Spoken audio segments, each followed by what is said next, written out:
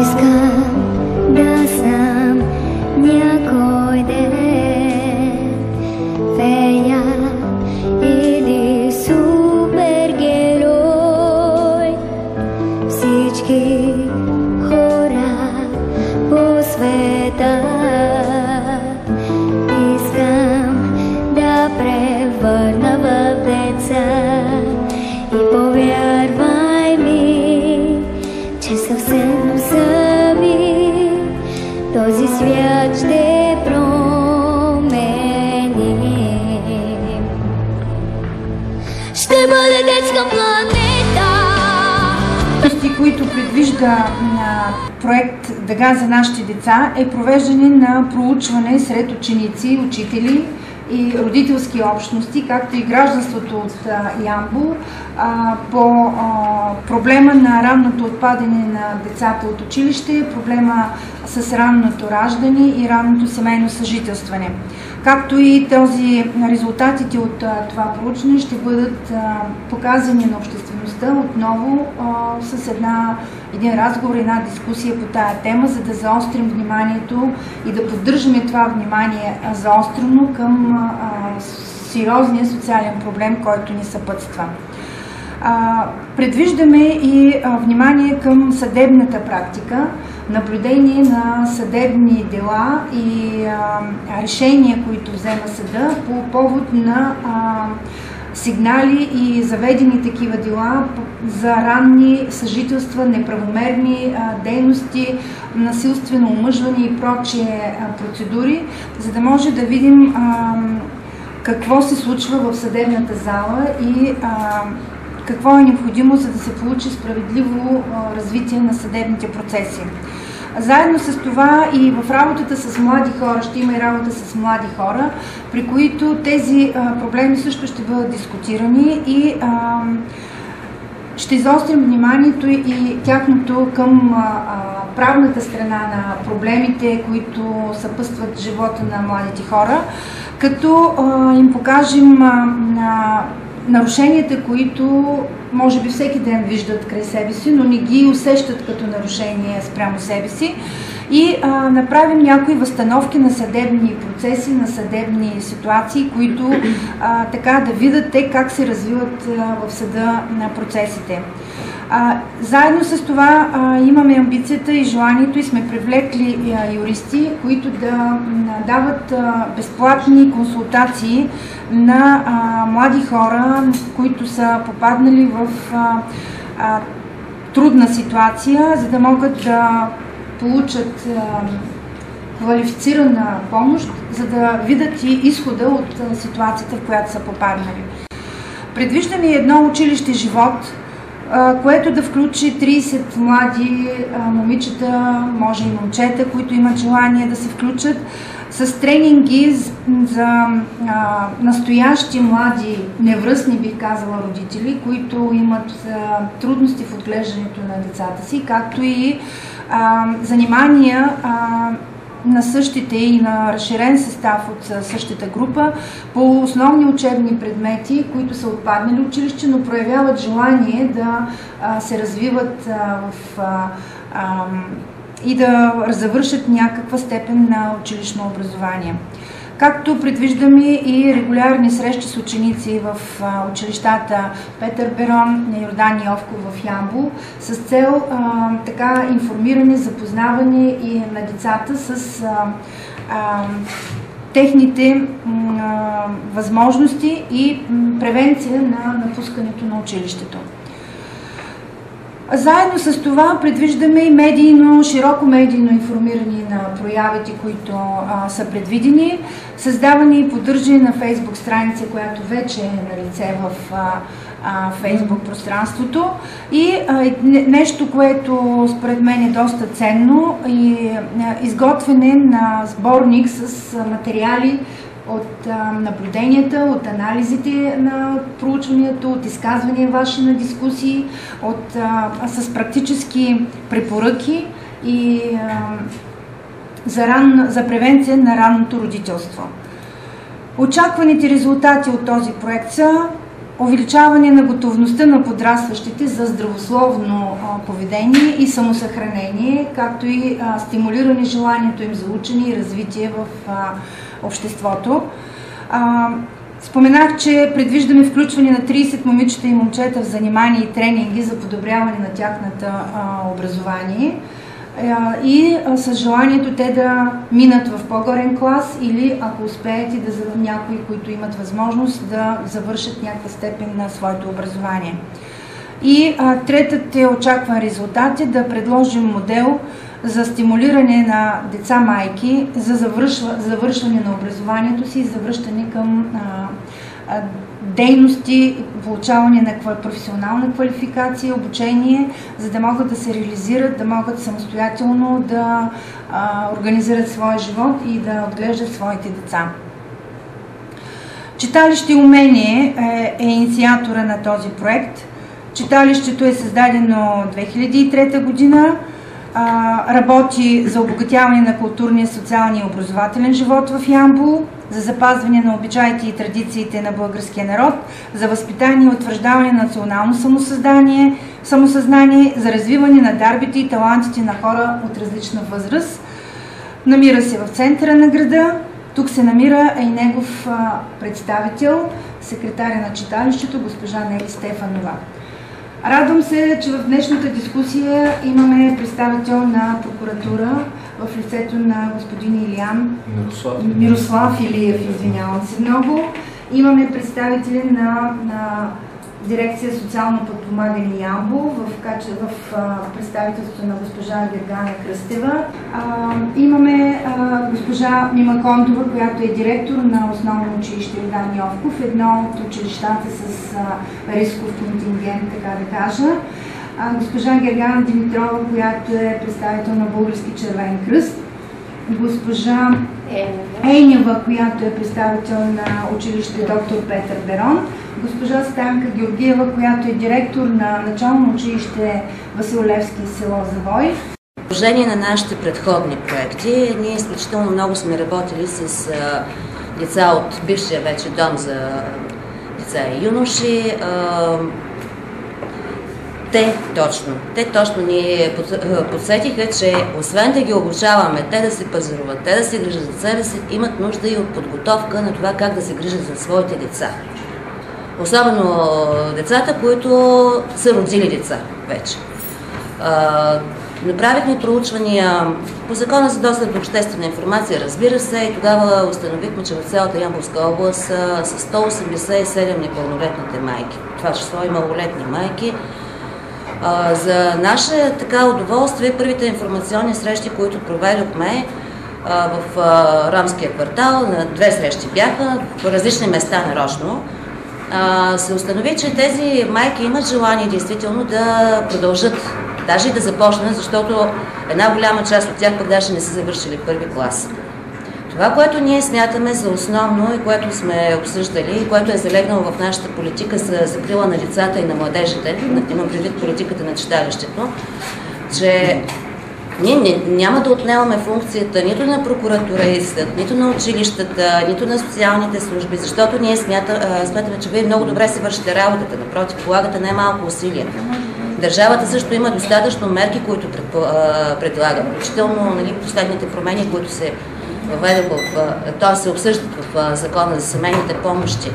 По-скоро тук смятаме, че трябва да обединим общо усилията си. Ние имаме опита в неформалното образование, точно в тези тренинги, имаме опита в гражданските наблюдения на съдебна система. По-скоро всички участници да обединим усилията си. Не знам, но мисля, че това е първият проект въобще в България, който обединява изцяло и съдебна система, и образователната сфера, и социалните служби, най-вече неправителствения сектор, защото съгласете се с мен, немалко проекти вече са минали, немалко пари са раздадени за подобни дейности, но в крайна сметка, за съжаление, тези майки продължават да се има. Раното фактическо съжителство го има. Дори ми направи впечатление на първите дела, така, които погледнах като решение, че те са с пробация, защото бащата, т.е. не бащата, те не всички са бащи, но са казали, да, аз съм виновен, подписва споразумение. но реално той продължава да се живее с майката, защото ние сме наблюдавали конкретно такива случаи. И всъщност в това ще се опитваме и се надяваме искрено на вашето сътрудничество, защото си даваме сметка, че без вашето сътрудничество ние няма да можем да постигнем реалния ефект, който търсим, реалния резултат, който търсим по този проект. Социалните служби по повод на сигнали, които постъпват било от граждани, било от училища за деца, които са отпаднали от училище заради сключване, или то точно не е точно сключване, а съжителство на семейния начин. Да изясня, че ние работиме ДСП Ямбол за общините Ямбол, Тунджа и Стралджа. Елхово и Голярко си в друга дирекция. Но за Ямбол, Тунджа и Стралджа предпочитат малките булки да раждат в Ямбол и в Сливен особено. От Сливен също ни пращат сигнали от болниците и от Ямбол. За 2015 година броя на непълнолетните майки и бременни в тия три общини, които казах, Тунджа, Стралджа и Ямбол, са 240, което е много показателно, понеже той расте главоломно. За 2014 са били 209 за цялата година, а до сега само за 2015 са 240, по мои прогнози ще станат поне 300, което е 100 повече от миналата година. Да, определено. Ние задължително ги завеждаме тия сигнали. Какво правим? По нашия закон закрила в семейна среда, по член 23, колкото и съмнително да е тази семейна среда, но това е средата, която е научила това дете как да се държи, какво да прави, която това са родителите, които са му разрешили в крайна сметка. Самата отговорност наша е като предприемем тази закрила в семейна среда за майката и бебето, защото дете гледа дете. Освен, че изписваме ужасно много документация, практически ние ги наблюдаваме непрекъснато, докато тя навърши 18 години, защото това дете е рисково, то е в риск от изоставяне. Ходим всеки месец, независимо дали в ромската махала е в някое село, наблюдаваме как майката, извиняйте, се грижи за детето, дали помагат нейните майка и баща, евентуалния баща, ако той е препознал въобще детето, ако се е определил като такъв. Въобще наблюдаваме качеството на грижа за бебето. Цифрите са фрапиращи в сравнение с тия в други области. Ямбол е долу-горе като Сливен, но има области, в които имат под 50, под 100. Това са определени области в Родопите. Там почти нямат такива сигнали от делите за закрила на детето. Ние сме една от рисковите области. Моята най-малка бука е 2002 набор. Но обикновено са 16-17, нали? 97. Имаме и малолетни, не само. Ами да, и малолетни имаме. Консултираме родителите, но те са допуснали вече така или иначе. Задължително по закон сме задължени да пишем писмо до прокуратурата. Оттам нататък вече те да решат, ще предприемат ли, ще има ли наказателно производство, няма ли да има. И за мен, ако ме питате личното ми мнение за решаване на този проблем, той може да се реши единствено с санкции. Това, от което хората в цял Европейски съюз разбират санкции. Ако за тях има наказателни санкции и финансови най-вече, защото не е тайна, че това е техният бизнес, да печелят от децата си, мисля, че това ще може да се контролира, ако вече не сме изпуснали. Вие казахте, че наблюдавате децата, които вече са родили, и техните родители. И имате ли констатации някакви за това, че парите, които невръстната майка получава, се отиват за нея, за обгрижването на детето й, или се стават доход общ семейен, с който се изхранва цялото семейство? Какво да кажа? В повече случаи ситуацията, те наистина отиват за ежедневните им разходи. Те не са такива суми, които да се позволят почивка някъде. Няма. Ще отиват за храна и така, за ежедневните, за дърва и прочее. Въпросът е, че когато една майка, една баба е на, да речем, на 35 години, дъщеря е на 17, пък бебето е на, да речем, една година, въпросната баба има още 10 деца. Ние не можем да следим, дали, които са лени или чичовци на бебето. Нали така? Ние не можем да следим, да ги караме да ни представят касови бележки, за какво нямаме това като правомощие. държавата им ги отпуска, те имат право на това. Те си ги харчат за цялото семейство. Това е сериозен проблем, защото нещата не зависят фактически от децата, зависят от родителите. И в случая съдебната сфера какво предприема и какво може да направи. Мисля колегата, който не можа да дойде, не съм се подготвил така. Подобаващо. Проверих в нашата система, значи имаме 15 за тази година, 15 досъдебни производства, които са образувани основно по сигнали от закриване на детето. Тези 15 досъдебни производства, 7 са внесени в съда, съответно с обвинителни актове или с предложение за освобождаване на наказателна отговорност на административно наказание. Останалите се работи. По всеки един сигнал, който постъпва при нас, ние сме длъжни да назначим проверка на полицията и в последствие, ако се съберат достатъчно данни, че е извършено престъпление, да образуваме досъдебното производство и съответно да се търси наказателна отговорност от лицата, които са го извършили. Като тук няколко деяния има.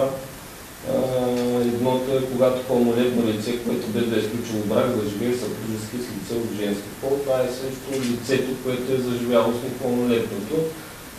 Другите деяния престъпни са спрямо родителите на това непълнолетно лице, които или са допуснали и осигуряват възможност да живее съпружески, или са го принудили. До момента нямам, аз поне не знам случай, в който родители да са принудили дете и да имаме такъв сигнал, да сме образували такова дело. Може би не смеят да засвидетелят, защото там свидетели са децата. Те едва ли не трябва да свидетелстват срещу родители си. Традициите им са такива, че те го приемат за нормално и в един момент се стига до там, че идват и казва, чисто човешки, казва, добре, тя е забременяла, идва при нас да живее при сина ни. Ние какво да направим? Да изгоним с детето, кое е по-лошо? Да изгоним едно момиче с дете или да я приема да живее и да осигуря нормален живот. Може би някак си нещата би трябвало наистина към превенцията да се изместят, да не се стига до там, защото в един момент наистина няма правилно решение. И ако я изгониш на улицата с дете, другия вариант да я вземат, извършват престъпление и може би трябва някак си нещата да се решат на много по-ранен етап, преди да се стигне до наказателната санкция. Наказанията основно са пробации, такива наказания предвидено законодателя, глоби, които нямат чак такъв ефект върху извършителите. Просто по всеки един сигнал извършваме проверка, образуваме досъдебно производство, но цифрите, които има. се получава Преди да станат пълнолетни, стават многодетни, значи разберете какъв е ефекта. Става се едно видообразно нарастване на млади жени, които раждат И техните, извинявайте.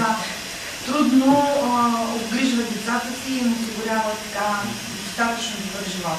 Прави впечатление, че техните родители, бабите и дядовците, които са долу-горе мой набор, да речем 76 чи 80, не знам, по мои наблюдения, в 70-80% от случаите те имат брак с мъжете си и имат по 1, 2, 3 деца, докато дъщерите им вече имат по много повече.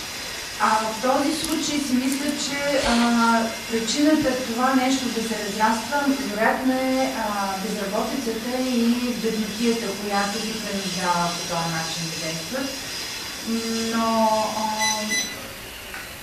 не можем за всеки, за да обобщаваме генерално за всички. Очевидно има доста специфика, индивидуални случаи, които трябва да се разгледат. В този смисъл, вие като прокурор смятате ли, че е необходимо да се навнесат някакви корекции, промени в нормативната база, в законодателството с цел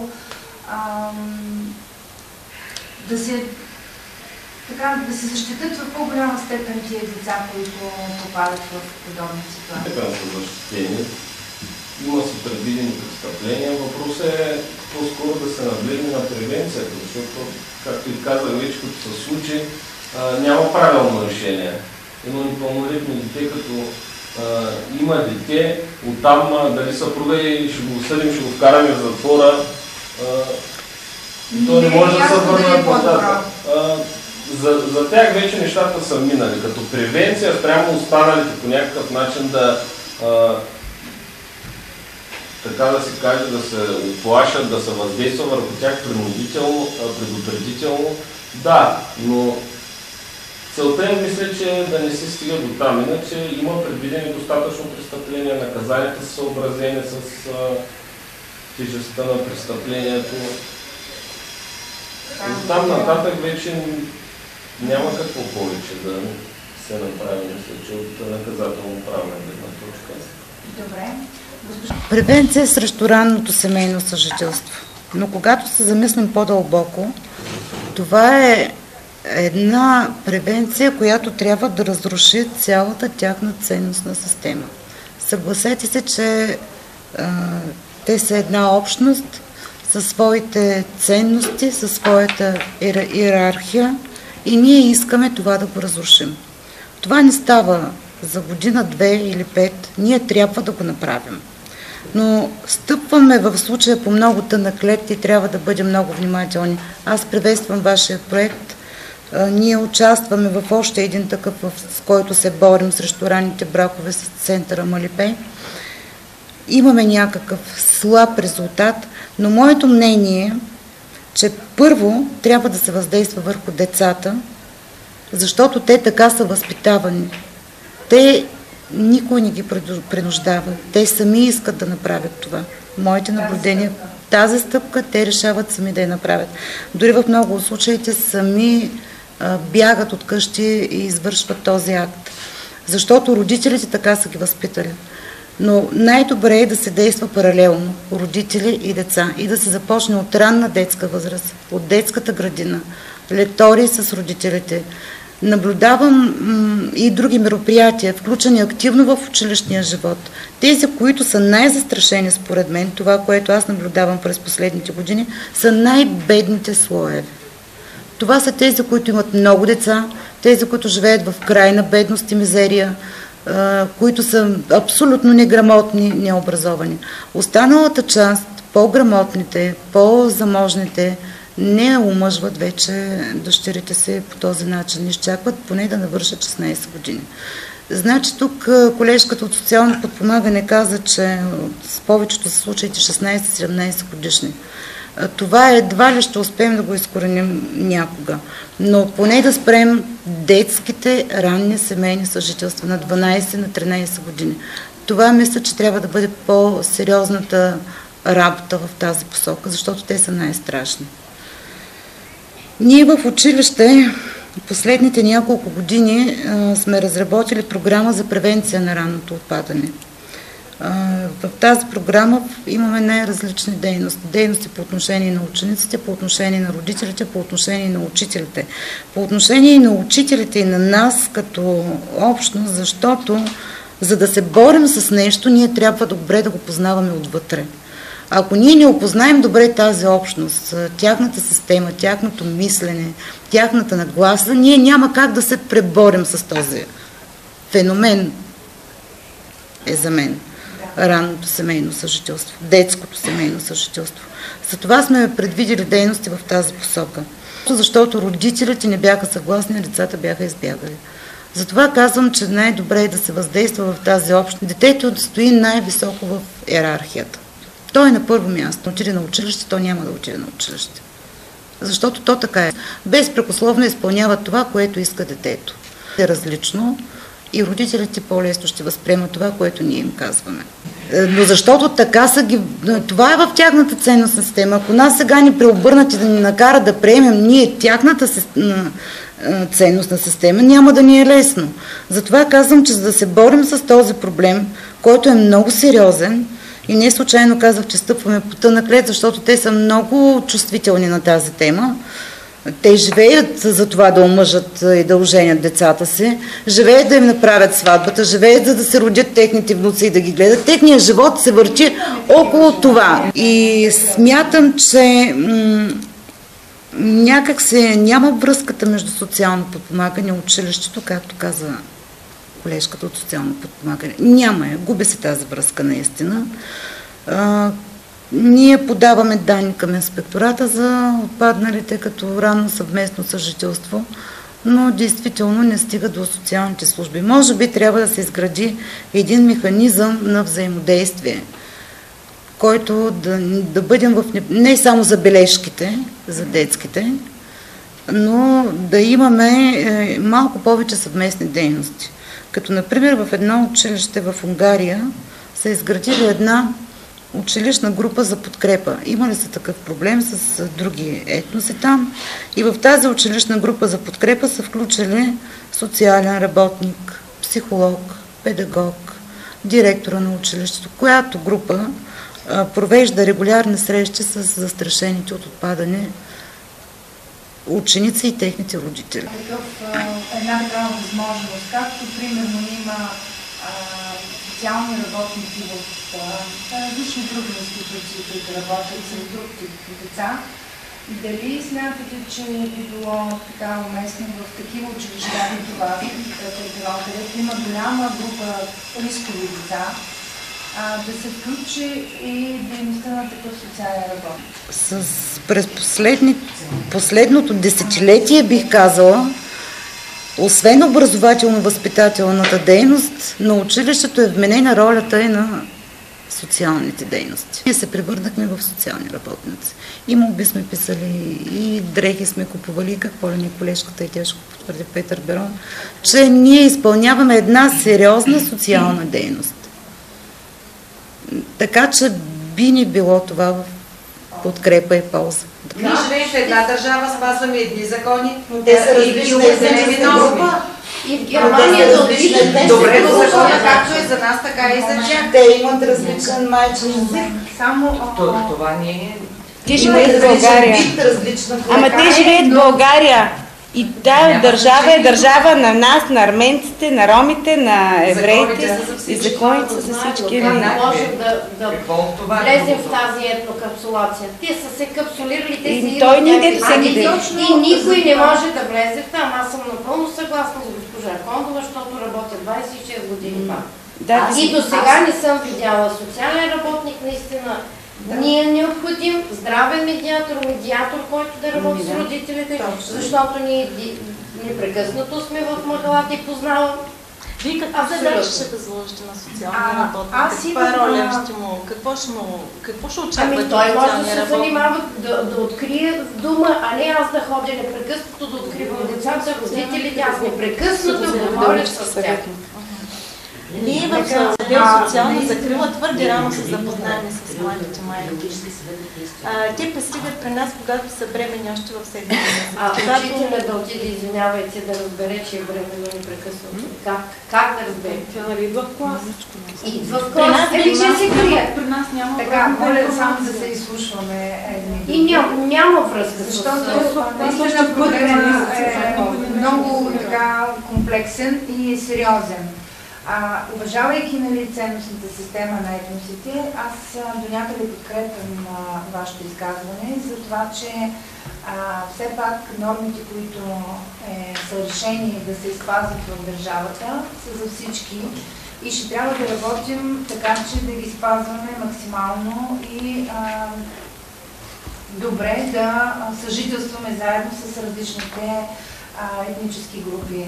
И съгласна съм, че ако това семейство има съответни други разбирания, ще трябва да работим и с семейството, и с средата, общността, която създава този проблем.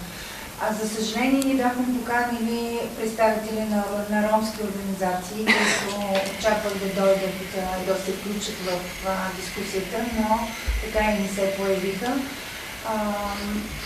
Защото там според мен се крият възможностите за въздействие върху цялата общност.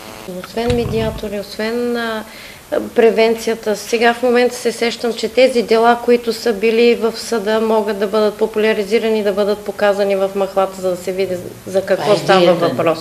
Затова исках да се доизкажете. Това е нашата идея на част от проекта. И на повече. Освен ограмотяване на родителите, училища за родители в по-тесен кръг, неформални родителски срещи, които ние непрекъснато правим. И единствените хора, които са в махалата, това са учителите. Никой друг не ходи.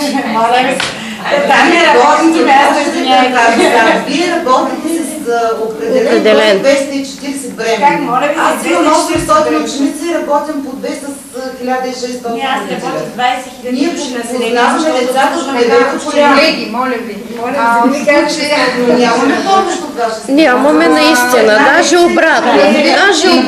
Разбирам, че има спорни въпроси, сигурно има недоизяснени процедури и взаимоотношения. Когато едно дете на 12, 13 или 15 години физиологически незряло ражда дете, е ясно какви са последствията. Това е сериозен риск за здравето и за живота, както на майката, така и на детето, което ще се роди, защото много често тези дечица се раждат с някакви увреждания, а това са фактори, които слагат отпечатък върху цялостното им развитие по-нататък. През последните няколко години на база на информацията, която пристига при нас от училищата, като основни причини за проблема с отпадането на деца, и то точно по тази причина, ранната раждаемост, се извеждат предимно културно-етническите традиции в семействата и слабата полова култура на децата и на родителите. В тази посока училището като институция има своята роля. И колегите в всички училища полагат неимоверни усилия, смея съвсем отговорно го заявявам, за работа с децата, а и с техните родители. Но, за съжаление, ефекта от усилията им е минимален и проблема едва ли може да бъде решен само на ниво образование. Защото образователните институции нямат правомощието да налагат санкция на родител, който спира малолетното си дете от училище, за да бъде съответно, например, омъжено на сила, ако щете, в името на определени етнически традиции или по някакъв, така да не задълбаваме в тази тема, но определено тук се налага да търсим съдействието на другите институции, чието задължения в това отношение, всички сме наясно, те са си нормативно регламентирани.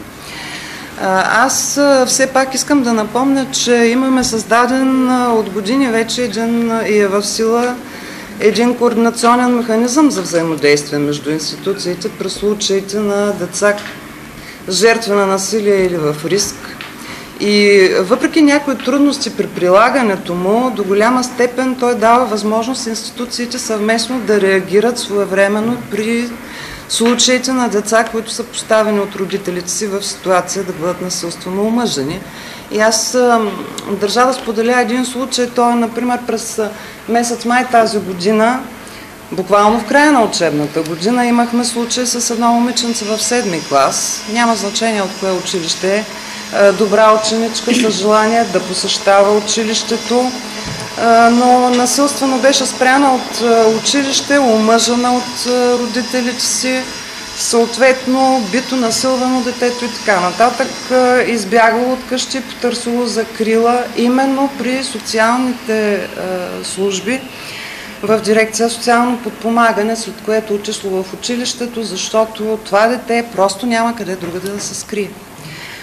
И благодарение на своевременната намеса именно на директора на дирекция социално подпомагане и на отдел закрила на детето бяха предприети своевременно мерки и това дете беше изведено в кризисен център, за което аз използвам случая да благодаря на всички представители на социалните институции, както и на представител на МВР няма, но така или иначе това са институции, които се намесиха в случая и им благодаря, защото това спаси детето в буквалният смисъл.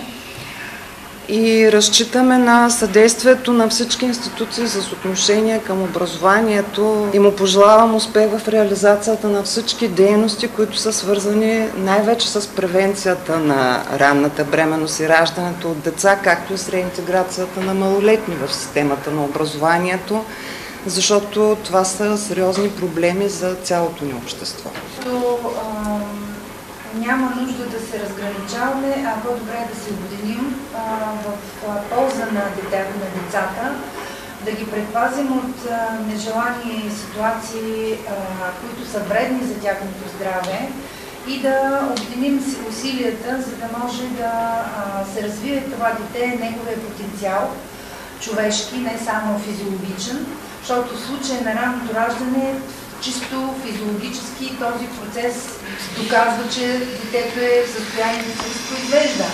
Но освен това той има интелектуални и други способности, които е хубаво да бъдат развити, защото развивайки се, получавайки професия, се разширяват възможностите му за намиране на подходяща работа, за негова реализация, за осигуряване на собствения си добър живот и за подобряване живота на своето дете. Затова усилията трябва да са общи и насочени в полза на детето. Затова споровете ще ги водим сигурно, но трябва да се обединим в така една позиция на общи действия. Аз слушах много внимателно също разговора, тъй като за мен е интересна темата. Ние работим също с млади хора, но нашата дейност е повече насочена към здравната просвета и по-скоро към превенцията на болести, предавани по полов път, превенция на ранно забременяване. Ние нямаме толкова много контакт с целевата група и с децата, които ще бъдат обхванати, но мисля, че също така ролята, която ние можем като неправителствена организация, виждам ролята в този проект, тъй като ако едно дете знае какви са опасностите от забременяване, какви са последствията след това, също и на родителите се заостри вниманието, може би ще се надяваме да има някакъв ефект и въздействие върху родителите. Преди много време ние работихме по такъв проект с ромски майки. Знам какви са съпротивите у майките, примерно да се ползва презерватив.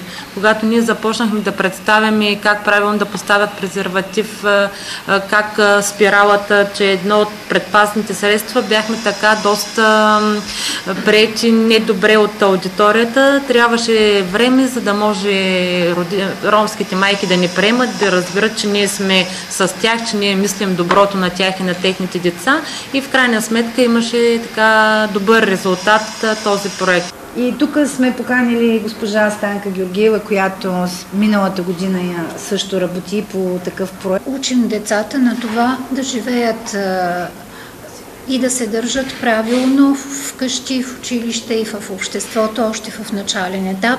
Започваме да ги подготвяме още в начален етап за един период, когато вече интереса между момиченца и момченца ще стане по-голям и естествено работим върху някаква превенция на тези ранни бракове. Но отпаднали ученици при нас естествено не може да има. Не може или има?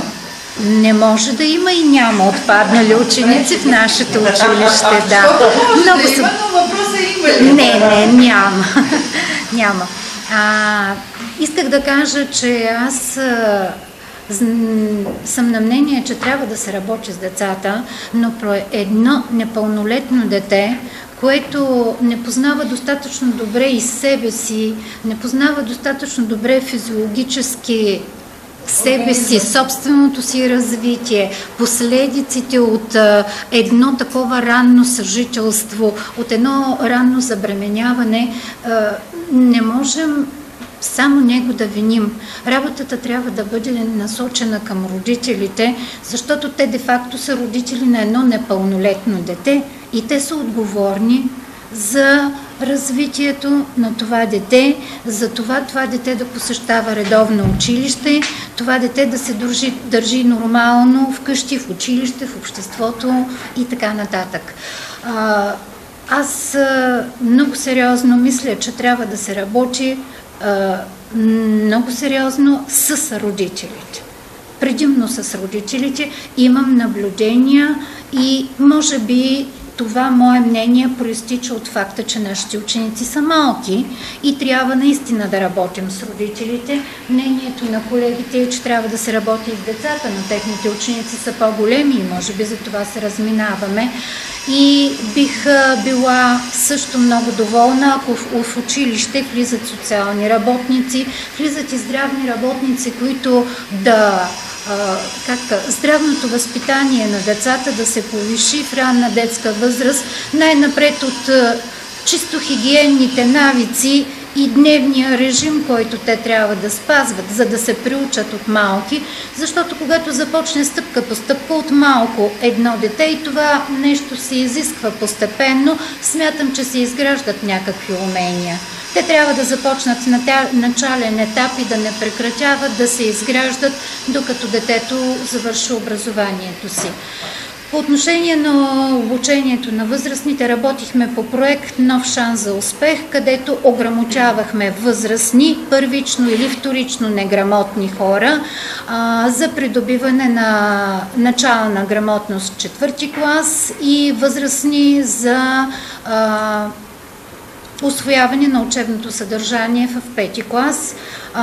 В началото на проекта обучаемите си мислеха, че той ще мине по един така лежерен начин, формален начин, ще бъдат записани, ще си ходят на училище и така.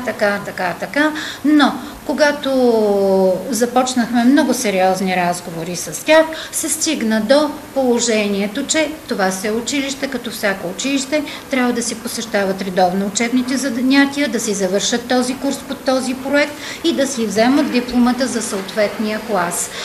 По време на изпълнението на този проект аз всъщност имах възможност непрекъснато да бъда с родителите на нашите ученици. Оттам събрах и много информация и направих много изводи за себе си. Оттам идва и мнението ми, че трябва да работим изключително много с родителите. Семействата се спазват традициите на ромите. Момичетата се омъжват много млади, остават в семейството, гледат децата, не продължават образованието си.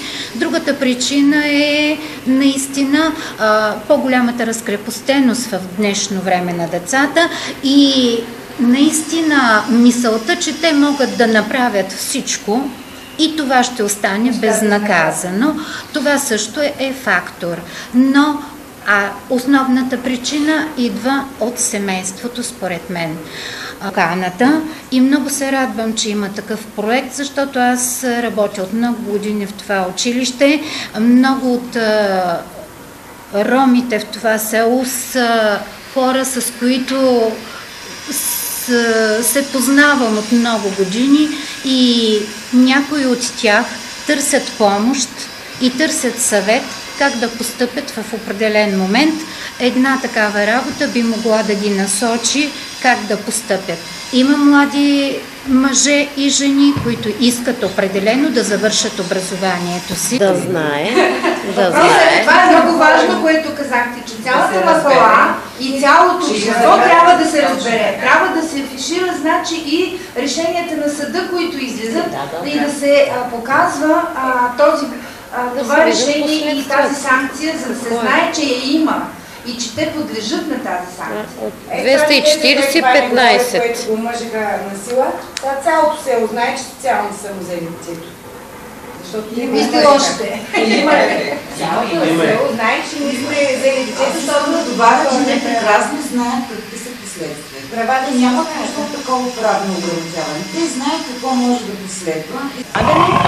Предстои да бъде изготвен правилника към закона. В момента върви обществено обсъждане на членовете в този правилник. Там се предвижда така по-сериозни финансови мерки спрямо отпущането на помощите, така наречените помощи. Ще се извършват от двата отдела, отдел социална закрила и отдел закрила на детето, проверки, ще се изготвя социален доклад и на база този доклад парите, помощите могат да бъдат отпущани под формата на ваучери, не в пари. Според нуждите на семейството, да, за непълнолетните майки. Искам да ви кажа другото, че това е този почин, който сега връща уважаемия господин Калфин. Това е периода 95-6 до тогава. Всичко се изразяваше с натурално подпомагане, нищо не се даваше на господата роли. Да се срещнем с потенциални деца, които могат да се включат в проекта, за да им помогнем.